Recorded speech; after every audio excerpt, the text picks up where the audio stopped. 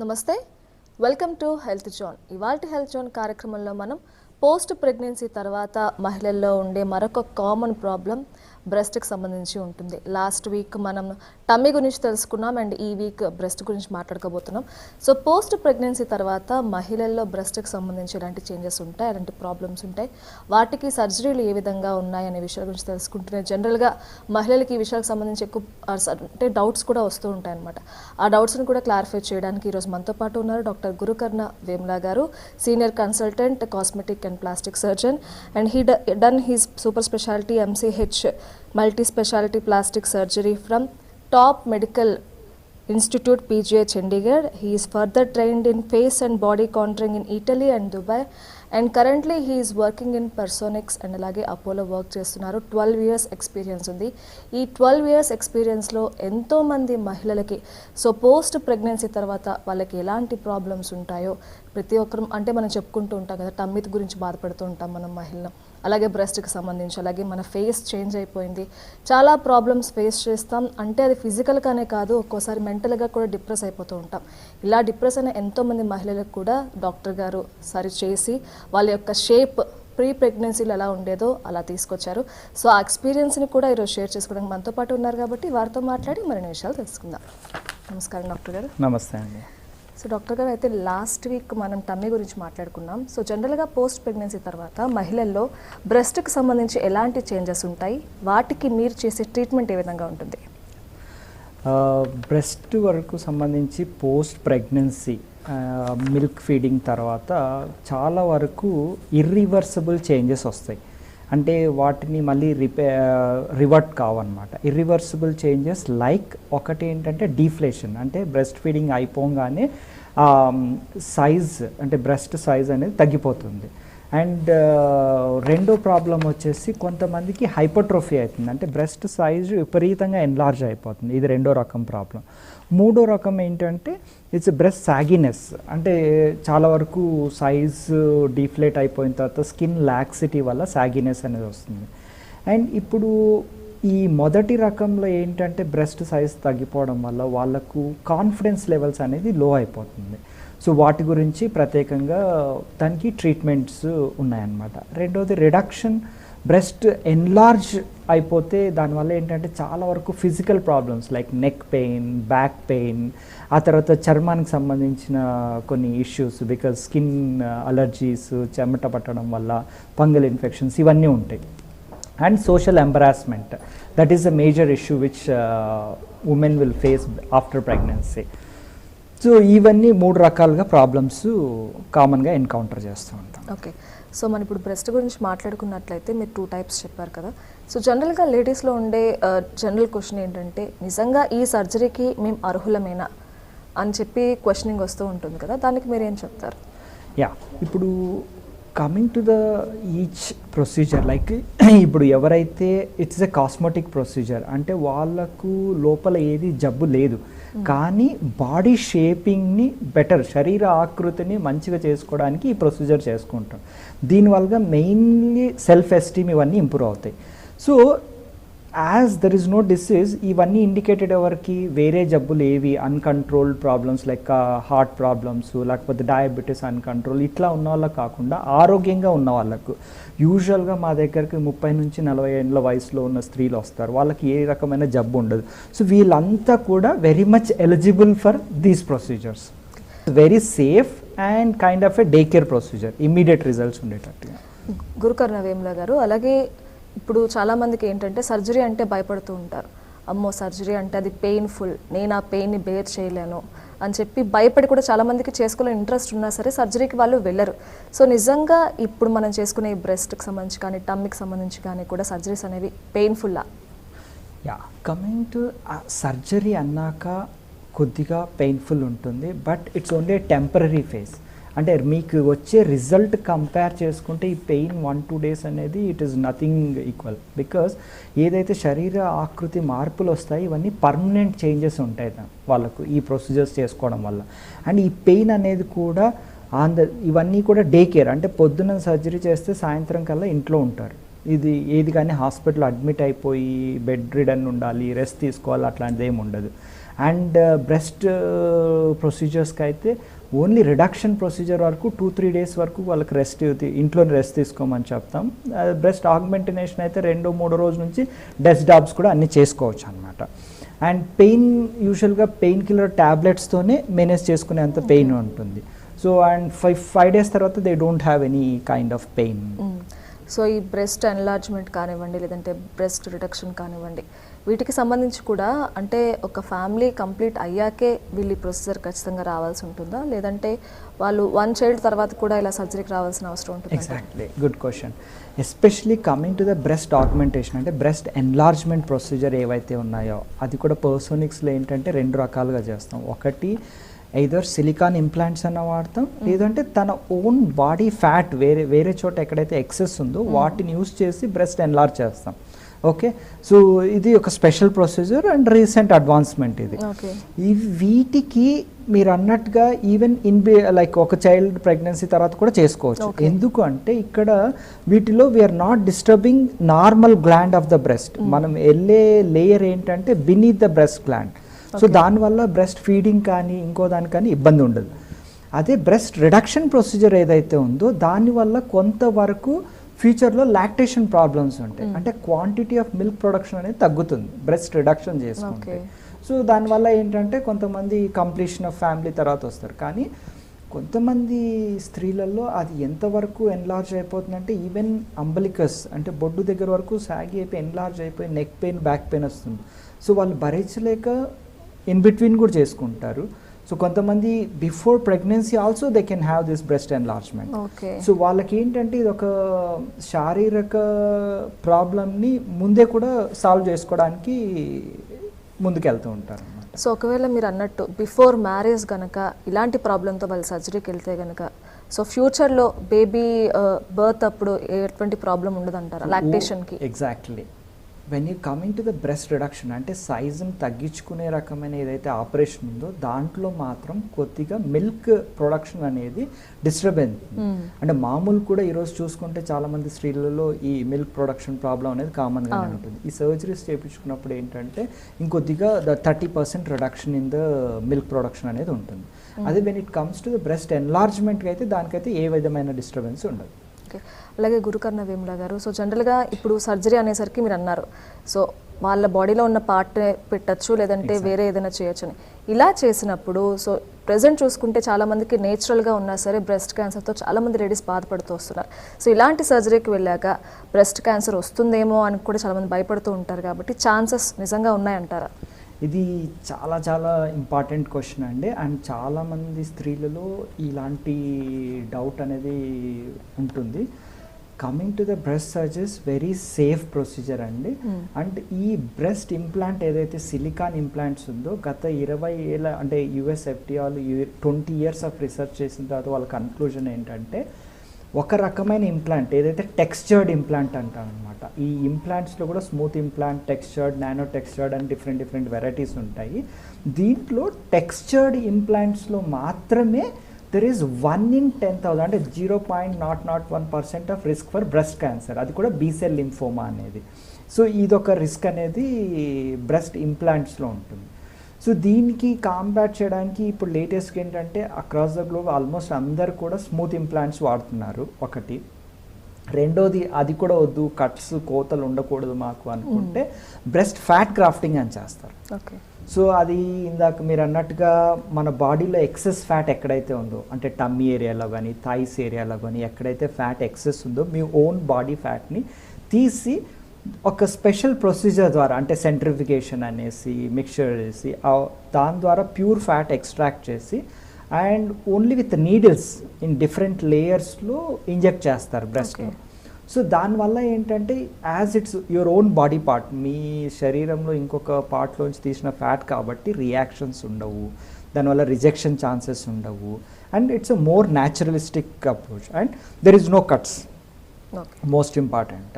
But ఇది ఏంటంటే ఇవన్నీ కూడా అండర్ అనస్థీషియా చేస్తారు ఈ ప్రొసీజర్లన్నీ.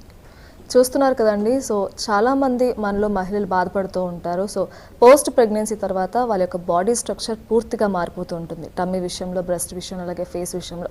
వీటికి సంబంధించి సర్జరీకి వెళ్ళాలి అనుకునే వారు ఎవరైనా సరే మీరు ఆసక్తిగా ఉన్నట్లయితే స్క్రీన్ మీద కనిపిస్తున్నటువంటి డాక్టర్ గారి పర్సనల్ నెంబర్స్కి కాల్ చేసి మీరు వారిని సంప్రదించి పెర్సోనెక్స్కి వెళ్ళొచ్చు. అలాగే డాక్టర్ గారు, సో జనరల్గా అందరికీ ఉండే డౌట్ ఏంటంటే, సో ఇలాంటి సర్జరీస్ ఇలా బాడీ స్ట్రక్చర్కి సంబంధించి మనం ఎక్కువ చూస్తే అవుటర్ కంట్రీస్లో ఉంటాయి, కానీ మన ఇండియాలో చాలా తక్కువ. అసలు ఉన్నాయి, ఇలాంటి ఒక ప్రాసెస్ చేస్తారనే విషయం కూడా చాలా వరకు చాలామందికి తెలియదు. సో మన ఇండియాలో ఎంతవరకు ఈ సర్జరీస్ అనేవి జరుగుతున్నాయి అండ్ ఎంతమంది ఇంట్రెస్టెడ్గా వస్తున్నారు అంటే ఈ విషయం తెలిస్తే ఇంకా చాలామంది మహిళలు ముందుకు వచ్చే అవకాశం ఉంది కాబట్టి అడుగుతున్నాను. మీరు అడిగిన ప్రశ్న చాలా కరెక్ట్ అండి. ఎందుకంటే ఇప్పుడు అందరి కాన్సెప్ట్ ఏంటంటే ఇది ఓన్లీ కాస్మెటిక్ సర్జరీ ఏదో విఐపీస్కు, plus it's only available in abroad, బయట విదేశాల్లోనే దొరుకుతుంది, ఇండియాలో లేదు. సో వీటి గురించి ఇప్పుడు ఏంటంటే అవైలబిలిటీ ఇండియాలో ఉంది. అండ్ ఎస్పెషలీ మేము ఏంటంటే ప్లాస్టిక్ సర్జరీ 3 years MCH అయిన తర్వాత I went for training across the globe. 2-3 countries వెళ్ళి ట్రైనింగ్ అయ్యి ఎక్స్పర్టీస్ దగ్గర. ఇప్పుడు ఈవెన్ పర్సోనిక్స్లో we're doing regularly and people are approaching more regularly. Even middle class families కూడా it is very affordable procedure ఇది. And not that for celebrities, ఏదో rich people చేసుకునేదే కాదు, నార్మల్ పీపుల్ కూడా ఇది. And it is very much affordable ఒకటి. రెండోది across India many centres are doing. At పర్సోనిక్స్ we're even very specialised in this fat grafting. Okay. And దానివల్ల అంటే అది ఒక స్పెషల్ ఇన్స్ట్రుమెంట్ ద్వారా ఇచ్చేసుకుని హార్వెస్టింగ్ టెక్నిక్ కానీ మళ్ళీ ఇంప్లాంటేషన్ టెక్నిక్ కానీ ఇవన్నీ సరిగా ఉంటేనే రిజల్ట్స్ బెటర్గా వస్తుంది అన్నమాట. గురుకర్ణ వేముల గారు, అయితే ఈ సర్జరీ ప్రాసెస్కి వెళ్ళిన వాళ్ళకి తర్వాత ఏమైనా సైడ్ ఎఫెక్ట్స్ ఉంటాయి అంటే ఆ బాడీ పార్ట్స్కి కాకపోయినా సరే రిమైనింగ్ ఏమైనా బాడీ పార్ట్స్కి ఎఫెక్ట్ చూపించి వాళ్ళ ఫిజికల్ యాక్టివిటీస్కి ఏమైనా ఇబ్బంది అయ్యే అవకాశం ఉందంటారా? So coming to the side effects అండి, whatever the side effects as surgery కాబట్టి there are like infection, bleeding, ఇట్లాంటి కాంప్లికేషన్స్ రాకుండా it's more of technical consideration. And ఇది రాకుండా 100% సేఫ్గా స్టెరైల్ అట్మాస్ఫియర్లో డిస్పోజబుల్ ఇన్స్ట్రుమెంట్స్తో చేస్తారు. అండ్ వన్ సర్జరీ అయిన తర్వాత దీనివల్ల వేరే పార్ట్స్ ఎక్కడ కానీ ఇబ్బంది ఏమీ ఉండదు. అంటే బాడీలో ఇంకేదన్నా పార్ట్ ప్రాబ్లం అవుతుందో అనేసి చాలామందికి ఉంటుంది, లైపోసక్షన్ చేసుకుంటే ఇంకేదన్నా ప్రాబ్లం వస్తుంది, అలాంటివన్నీ అపోహలండి. And before going for surgery కూడా ఏంటంటే బికాజ్ ఇది జనరల్ అనస్థీషియాలో చేస్తాం కాబట్టి మనం అన్నీ కూడా జనరల్ అనస్థీషియా ఫిట్నెస్ గురించి వాళ్ళ ఫిజిషియన్ క్లియర్ చేస్తారు, తర్వాత అనస్థిస్ట్ చెక్ చేస్తారు, వాళ్ళు కొన్ని బ్లడ్ ప్రొఫైల్ ఇవన్నీ టెస్టులు చేపిస్తారు. ఇవన్నీ ఫిట్ ఉన్న వాళ్ళకు మాత్రమే ఇది చేస్తారు. అండ్ దీనివల్ల ఏ రకమైన కానీ ఫ్యూచర్లో ఎవరికి కానీ ప్రాబ్లం ఉండదు, అంటే వేరే పార్ట్స్లో కానీ ఇంకోటి కానీ. As I explain, only silicone implants, అది కూడా టెక్స్చర్డ్ సిలికాన్ ఇంప్లాంట్లో 0.001% there is a risk of cancer. దాని గురించి వాళ్ళకి ఏంటంటే రెగ్యులర్గా మామూలుగా వేరే స్త్రీలకి ఎలాగైతే సెల్ఫ్ ఎగ్జామినేషన్ చేసుకోమంటామో ఇది కూడా ఇంప్లాంట్ అయిన తర్వాత they need to go for 1 yearly కానీ 2 yearly వన్స్ కానీ మ్యామోగ్రాము తర్వాత సెల్ఫ్ ఎగ్జామినేషన్ చేసుకుంటే సరిపోతుంది. ఓకే డాక్టర్ గారు, అయితే ఇప్పుడు ఈ సర్జరీకి వెళ్ళాలి అనుకునే వాళ్ళు కానివ్వండి, సర్జరీ అయిన వాళ్ళు కానివ్వండి, సో వాళ్ళకు ఉండే డౌట్ ఏంటంటే మేము వన్స్ సర్జరీ చేసుకుంటే లైఫ్ లాంగ్ సరిపోతుందా, లేదంటే మేము రిపీటెడ్గా ఏమైనా చేయించుకోవాల్సి ఉంటుందా, అంటే ఇది కొన్ని ఇయర్స్కే పరిమితమా అని చెప్పి కూడా డౌట్ ఉంటుంది కాబట్టి దానికి మీ సమాధానం ఏంటి?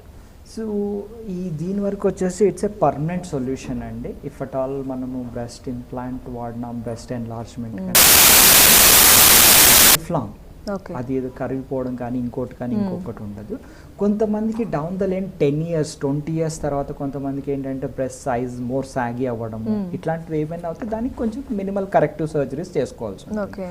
అదే బ్రెస్ట్ రిడక్షన్కి వస్తే almost every one will be happy for a single stage surgery.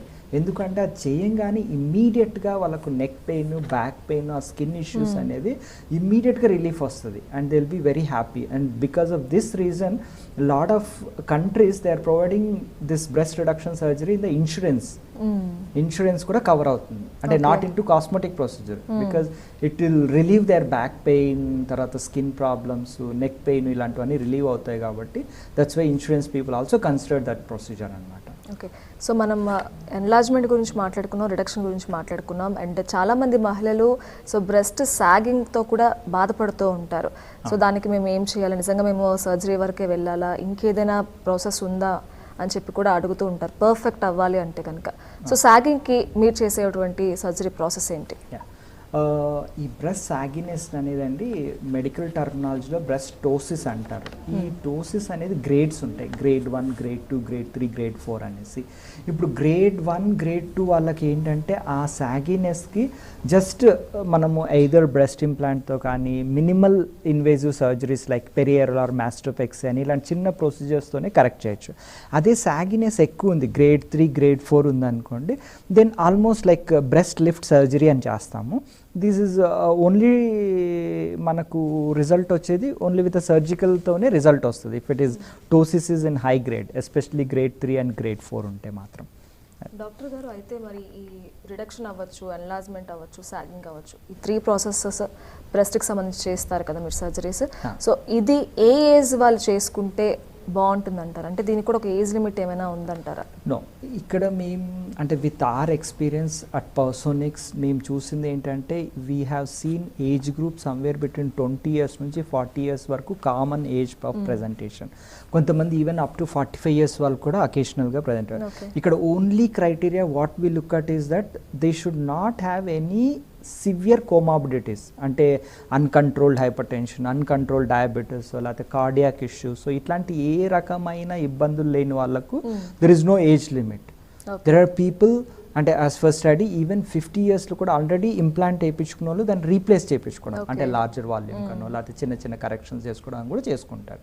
Only thing వేరే అదర్ కోమార్బిడిటీస్ అంటే జనరల్ అనస్థీషియా ఫిట్నెస్ గురించి మాత్రమే they're going to almost every age group from 20 years to 45 years anybody can come and get this done. చూస్తున్నారు కదండి, మీరు కూడా doctor Gurukarna Vemula గారిని సంప్రదించి మీ ఎవరైనా సరే మీ బాడీ స్ట్రక్చర్కి సంబంధించి మీరు ఏమైనా చేంజెస్ చేసుకోవాలనుకుంటున్నా, ఇటువంటి సర్జరీ ప్రాసెస్ కూడా మీరు వెళ్ళాలనుకుంటున్నా, మీకు ఈవెన్ డౌట్ ఉన్నా సరే మీరు డాక్టర్ గారిని సంప్రదించవచ్చండి. సో దానికి సంబంధించి ఏం చేయాలనే విషయం కూడా డాక్టర్ గారు మీకు తెలియజేస్తారు. కాబట్టి స్క్రీన్ మీద కనిపిస్తున్నటువంటి నెంబర్స్కి మీరు కాల్ చేసి డాక్టర్ గారితో మాట్లాడవచ్చు. అలాగే డాక్టర్ గారు, చాలామందికి ఉండే ఇంకొక జనరల్ డౌట్ ఏంటి అంటే, సో వన్స్ మేము సర్జరీకి వెళ్తాము, వెళ్ళాక సో అక్కడి నుంచి మేము నార్మల్ అవ్వడానికి మాకు ఎంత టైం పడుతుంది అని చెప్పి అడుగుతూ ఉంటారు కదా. మంచి ప్రశ్న అనేది. ఇక్కడ పోస్ట్ ఆప్ రికవరీ అనేది చాలా చాలా సింప్లెస్ట్ ప్రొసీజర్ ఇన్ దిస్. ఇప్పుడు బ్రెస్ట్ ఫ్యాట్ గ్రాఫ్టింగ్ అనుకున్నారు అంటే మనకు అంటే బ్రెస్ట్ ఎన్లార్జ్మెంట్లో ఫ్యాట్ కానీ ఇంప్లాంట్ కానీ ఆల్మోస్ట్ వాళ్ళు పొద్దున వాకిన్ అయినట్టుగానే సాయంత్రం కల్లా by walk they will go back home. Okay. But as I said minimal pain ఉంటుంది, దానికి పెయిన్ కిల్లర్ ట్యాబ్లెట్తో సరిపోతుంది. అండ్ అంటే ఇప్పుడు ఇంకొకటి బ్రెస్ట్ రిడక్షన్ అనేది ఏదైతే ఉందో there is olden techniques like inverted T shape అని మ్యాసివ్ ఇవి ఉండేదన్నమాట. కానీ ఇప్పుడు లేటెస్ట్ వర్షన్స్ ఏంటంటే వర్టికల్ టెక్నిక్ ద్వారా చేస్తాము. అండ్ రెండోది దెర్ ఇస్ నో డ్రైన్స్. ఇంతకుముందు డ్రైన్స్ వేసి దాన్ని చాలా వరకు డబ్బాలు ఉండేటివి, తర్వాత 2 days 3 days హాస్పిటల్లో ఉండాల్సి వచ్చేది, ఇలాంటివన్నీ ఉండేటివి. కానీ ఇప్పుడు పరిస్థితుల్లో ఏంటంటే only you will be like the breast reduction కూడా ఏంటంటే డే కేర్ సర్జరీ, అంటే పొద్దునే వస్తారు, సాయంత్రం కల్లా ఇంటికి వెళ్తారు, మళ్ళీ 5th day విజిట్ ఉంటుంది. If everything healed well and everything goes well, 5th day తర్వాత డ్రెస్సింగ్ కూడా ఉండదు. It will be so simple. Doctor Gurukarna Vemula గారు, సో సర్జరీకి వెళ్ళాలి అనుకున్నప్పుడు కనుక వాళ్ళకి ఏమైనా వెయిట్ లిమిటేషన్స్ ఉంటాయా? అంటే లావుగా ఉన్న వాళ్ళు కొంచెం భయపడుతూ ఉంటారు.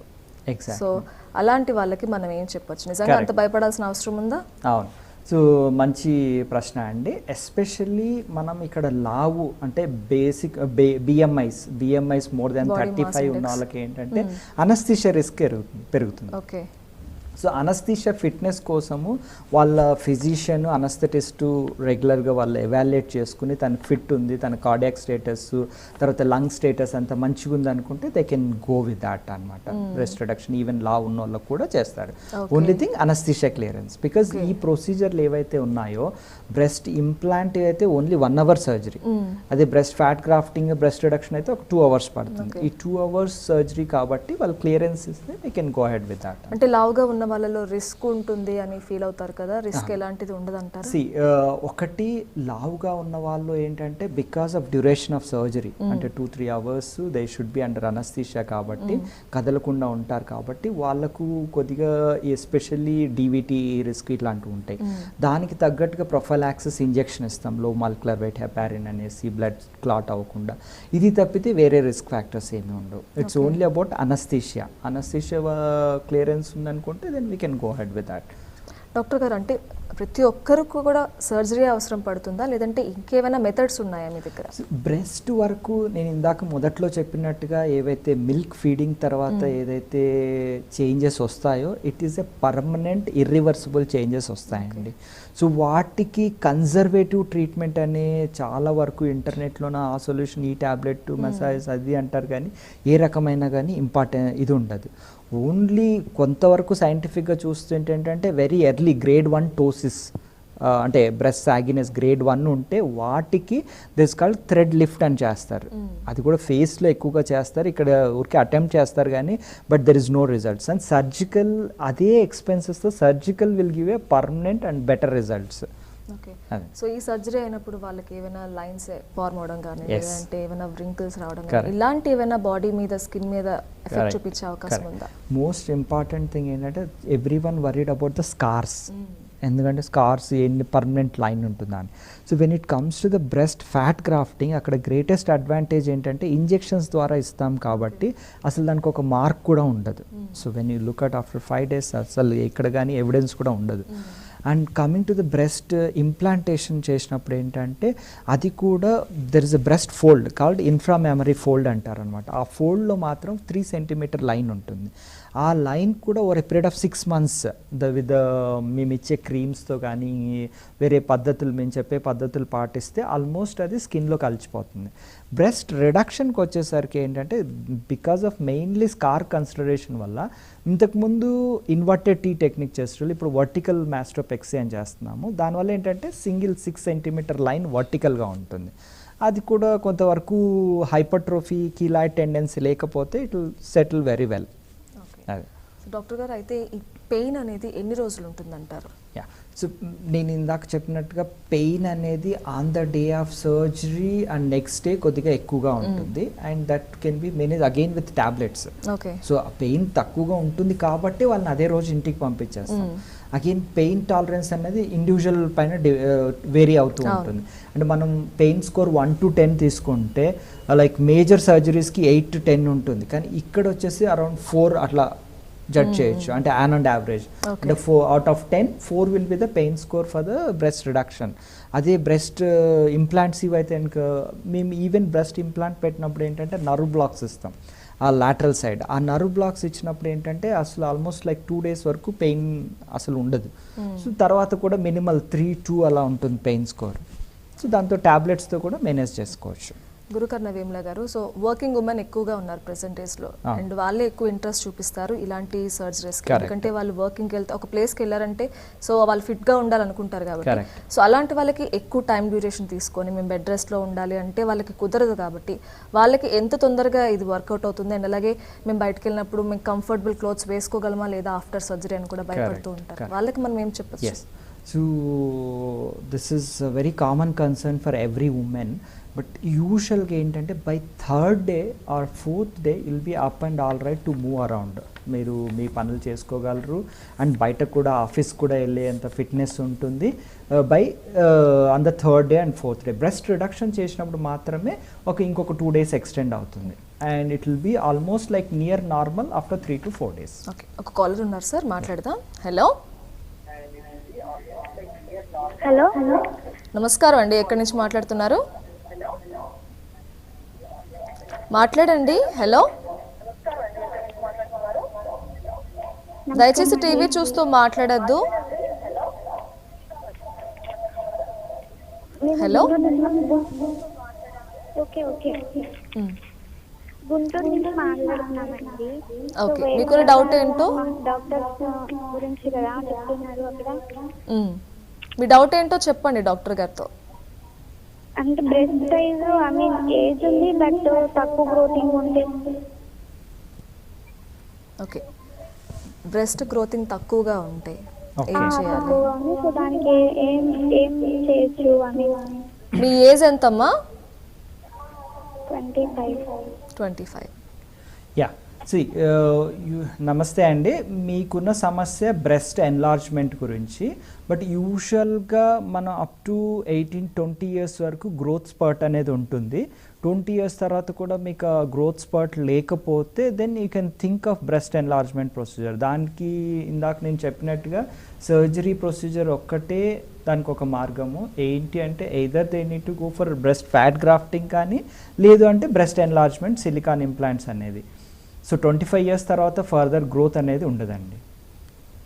ఓకే డాక్టర్ గారు, సో ఎన్లార్జ్మెంట్ గురించి ఇలా అడిగారు కదా, అంటే బిఫోర్ మ్యారేజ్ కూడా ఈ సర్జరీ ప్రాసెస్కి మనం వెళ్ళొచ్చా? Yes, this is the commonest presentation అండి. యాక్చువల్లీ మ్యారేజ్ తర్వాత కంటే మ్యారేజ్ ముందు వాళ్ళు వచ్చేటోళ్ళు ఎక్కువగా ఉంటారు మా దగ్గర, because of safety of the procedure and with minimal, అంటే as I said it hardly takes 1 hour అండి surgery. And it's a day care, పొద్దున వస్తే సాయంత్రం. అండ్ ఈరోజు ద సెన్సెస్ చూసుకుంటే యుఎస్లో బ్రెస్ట్ ఇంప్లాంట్ అనేది కామనెస్ట్ కాస్మెటిక్ సర్జరీ ప్రొసీజర్ అండి.